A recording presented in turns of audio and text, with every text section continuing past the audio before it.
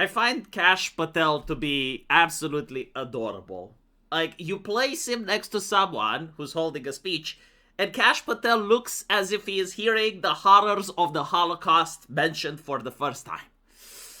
It doesn't matter what you talk about. You can talk about Shakespeare. You can talk about the last episode of South Park.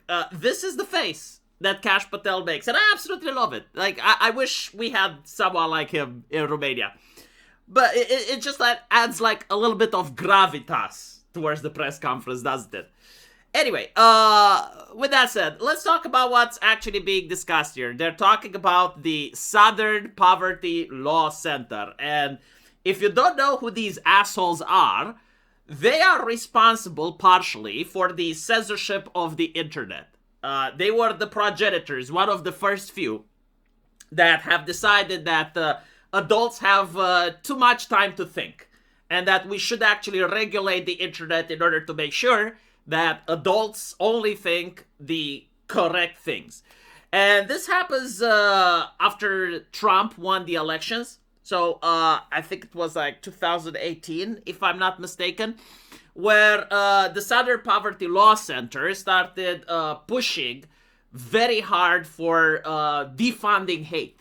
So basically certain ideologies that had to do with nationalism, anti-immigration were now labeled as hateful, and people that advocated for them had to be deplatformed.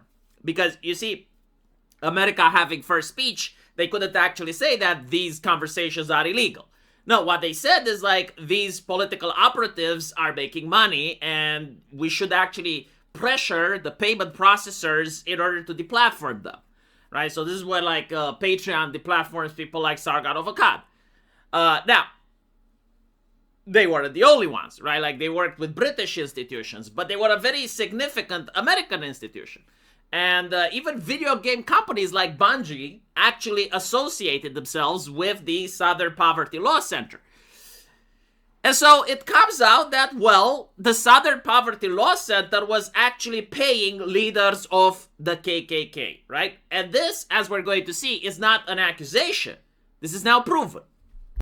I just want to make sure I understand. You're alleging that the Southern Poverty Law Center was paying the leaders of KKK and other groups to continue their operations? Is that? I'm not alleging it. The grand jury returned an indictment that says that. And so what the investigation found, according to the indictment that was returned today, is that they were paying. So the Southern Poverty Law Center is raising money, asking folks to give them money to dismantle racism. And over a very long period of time, they were using some of the money they raised from donors to pay to, they call them field, basically to informants,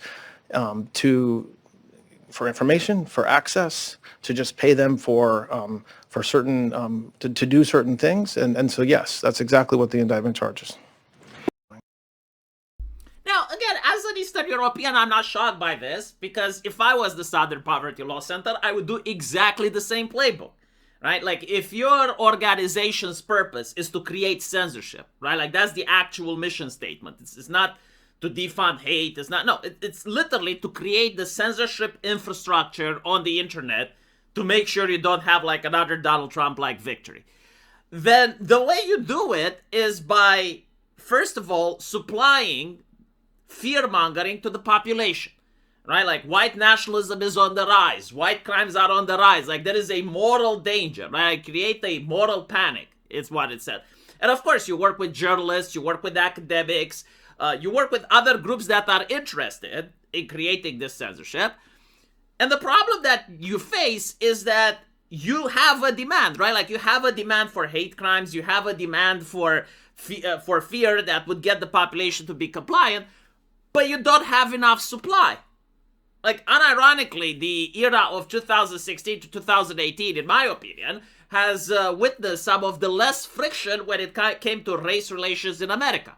It's only that the woke movement amplified it to 11, but like back then, I remember like people actually playing video games with each other and meeting on the internet on image boards and genuinely not caring about their identity as much. The creation of the internet actually united people far more than any other historical moment on planet Earth. And so it did take a lot of effort in order to destroy that, right? And the Southern Poverty Law Center and many other organizations, they work tirelessly in making sure that the population turns on each other. Radicalizing the minorities by making them feel as if white supremacy is rising again, that the institutions are designed to be against them, that the entire state apparatus is systemically discriminating against them. And then forcing, mandatory censorship, mandatory crackdowns on people that just talk about nationalism or just talk about immigration, in order to now make them feel persecuted. And the persecution doesn't feel like it's coming from the SPLC, it feels like it's coming from the minorities. And so, again, they were very smart people. They engineered a lot of the crisis, and it turns out that, well, now it's finally exposed. It's also interesting that they call themselves the SPLC, right? Like the Southern Poverty Law Center.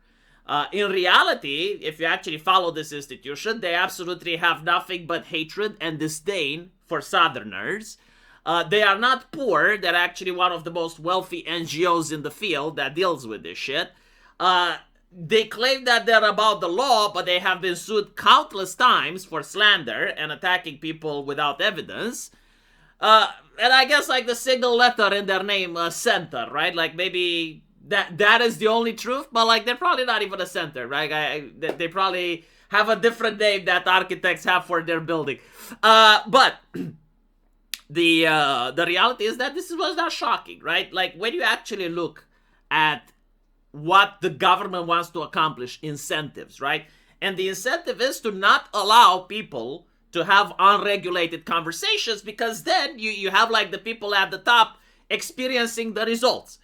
And so if you need censorship, you need crackdown, right? You need to make, first you need to normalize that there is no such thing as a free internet. Everywhere you go, there are terms of service. And then you need to normalize that there shouldn't be internet anonymity. Every single person that goes online should actually be verified. And then you need to normalize that morality doesn't come from within communities or families. It actually comes from the government. And the government does have a vested interest in what every single person does in their own home. There is no more concept you're an adult and you can make your own decisions. It's no, you're an adult and you belong to the government. And the government tells you what you're allowed to make using the internet, the subscription system, and if you don't play ball, you get ostracized, right? You get cut off. And so this is what the SPLC has been doing. And I guess, they did a good job, but now as every single soldier, it's time for retirement. They did good up until now. And after this, I don't know if they're going to survive.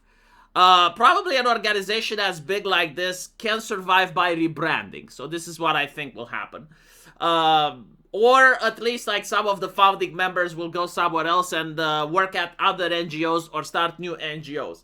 But it's going to be very difficult to take them seriously after this public outcry, right? Because the entire framework operates on some legitimacy. They actually need to be seen that they're fighting hate.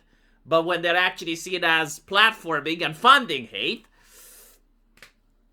it's a little bit more difficult to accept money or pressure from them, right? Because this is how the organization works. They would go to a politician and they will say, you either pass this law or we're going to slander you with our allies in the press. And a politician can go the SPLC, it's a prestigious organization. I don't want to be slandered by them, right? That's how they used to think. Now they can say, it's the SPLC. Yeah, go ahead, slander me. Who fucking cares that the SPLC has opinions? Right? So their legitimacy genuinely relies on their public image. And so if a lot of people see this and a lot of people know what they did, then their legitimacy plummets. If not a lot of people see this, or they don't trust the Trump administration or, the inquiry in the SPLC, then they actually get to maintain their legitimacy. We'll see. I genuinely think we're going to notice a restructuring, a rebranding. That's usually what happens. Maybe their leadership gets pulled away. They replace them with other people, or maybe they change their name. Something like that. I don't think they will continue for long in the current form. And if they do, I do expect that their donations are going to notice a significant decrease. Let me know what you guys think, though. And as usual, I will see you in the comment section. Take care.